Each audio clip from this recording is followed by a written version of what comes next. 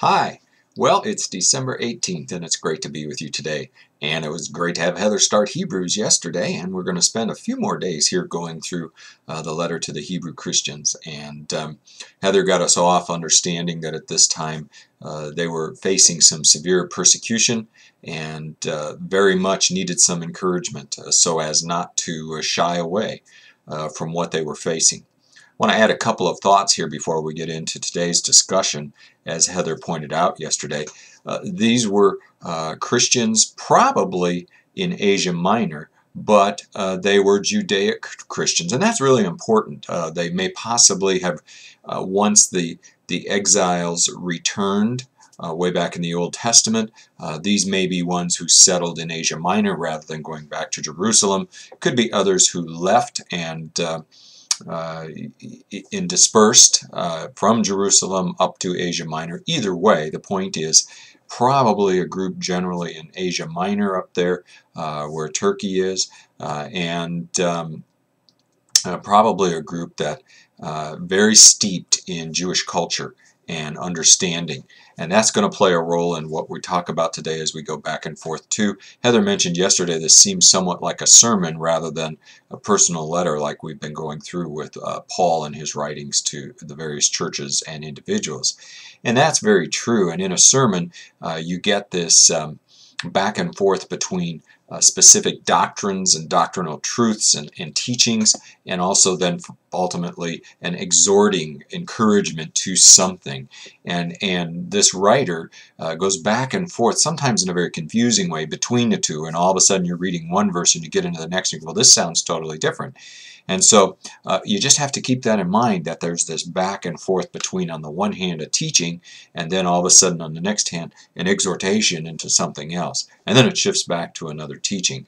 And so we go through this rhythm and it plays out. If you look at an outline of Hebrews, which we won't do here, you'll see how that rhythm plays out back and forth. So today we get into the discussion about growing spiritually and about a high priest and what the high priest does. And first of all, the writer is talking about growing spiritually, and he's telling them, you know, it's time to get off the basic truths. They are what they are. We can sit here and argue all day about that minutia. We need to grow deeper. We need to get into stuff that's got even more substance so that we're prepared and ready for the struggles we face. And so there's this word of encouragement and admonishment, even to a certain extent, to them, I think. But then he goes into this discussion about high priests. And as we know from our Old Testament readings, the high priest chosen was the one who would intercede on behalf of the people, bringing the offerings not only for the people but for himself before God. We also know that that high priest was chosen by God. We learn, according to this writer, that you can't just call yourself a high priest.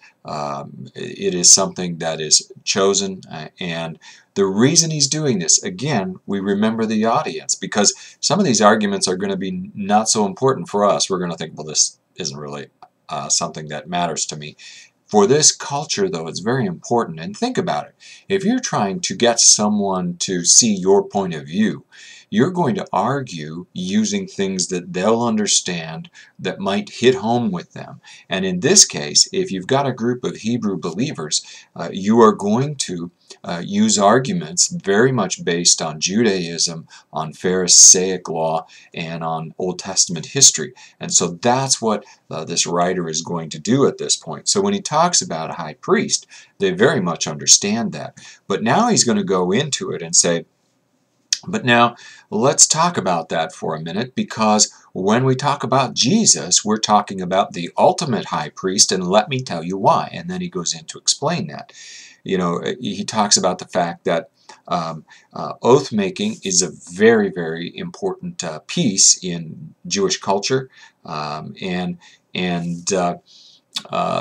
what he's going to say here is that in this case, God made a promise, swore an oath to Abraham that he would provide for them, bless them, make them a great nation, save them from their sins, and ultimately he is going to do that. Now what this author is saying, though, is it's not from the Levitical priestly line that that's going to happen, because that was flawed. It never worked. It worked for a little bit, but then, as we know, reading through the Old Testament, it failed miserably, and there were a number of reasons for that. What he's going to allude to is to say, remember Melchizedek, going back to Genesis 14. If you remember, Abraham's son Lot was taken captive. The kings of Sodom and Gomorrah fled, and he was taken captive. Ultimately, Abraham goes in with the 318 soldiers. They split into two groups, and they defeat the enemy, and they take up all the booty. And on the way back, what we find out as he's rescued his son Lot is that he comes upon Melchizedek, who we are told is not only the king of Salem, but is also a high priest of God. And so at that point, Abraham offers a tithe, a tenth of all of his loot, to Melchizedek as the high priest in thanksgiving to God. And what's interesting and what we understand about Melchizedek is he was high priest, and this is before Levi was born. This is before Levitical law. And he also, as far as we note, lived forever. We never hear about his birth or his death. And so what this author is going to use then is the idea that Jesus comes from that line of high priests, not from the Levitical line of high priests. He is from a higher order of high priests, and he is not only from that Melchizedek line, but he is even better than Melchizedek. He is brought about and brought and put into place by an oath from God. He is sworn not only by God to be the Son who would save mankind, but then also obedient to his Father saves mankind. So he has a stronger pedigree, if you want to say that, than the Levitical priests did. And of course, as we know, unlike the Levitical priests, who are very much dependent on the tithes of the people, Jesus is not dependent on any human resource.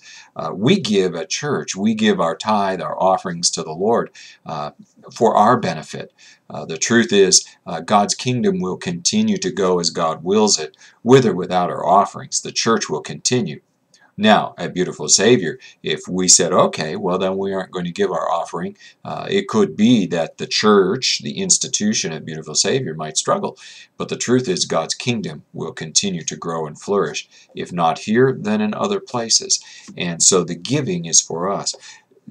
Like that, Jesus is not dependent on our giving, and Jesus lives forever. And the value of that is, and the reason that makes him better is because typically, the author points out, in the old Levitical line of priests, sometimes you had good priests who served the people well and could look out for their needs and relate to them. But when that priest died, then that relationship ended, and a new priest might come along who doesn't know the history and is not effective in caring for the people. We have a priest who is. We have a priest who knows our needs, who struggled, was tempted like we were, who interceded on our behalf, provided that one sacrifice for sin, and now lives forever. And so Jesus, in the line of Melchizedek, not the line of Levi, is a better high priest for us. And again, why do I say all of this? Because what is important here, and what this author is trying to do, is argue in favor of these Hebrew believers to not fall away and to not shrink back from their calling. And he's trying to encourage them with a line of reasoning that will resonate with them. And for them, anything that relates to their Old Testament understanding, their Pharisaical teachings that they received from the synagogue, all of those kinds of things are going to be things that impress them. And so that is why this is being used, oath-making being one of those things here. So while some of this doesn't necessarily relate to us and really excite us, on the other hand, it does help us to understand in a different way who Jesus is, and what he is for us, and what he means to us in our lives. And we can give thanks, just like these Hebrew Christians, that we have a high priest who intercedes for us, who lives forever, who knows our needs and will carry with him that pedigree that says God has made a promise to us. God has fulfilled his promise in Jesus. I hope it offers encouragement to you as it does to me this day, just like it did for those believers early on during difficult times. And so with that, I will leave you today, and we'll look forward to talking with you again.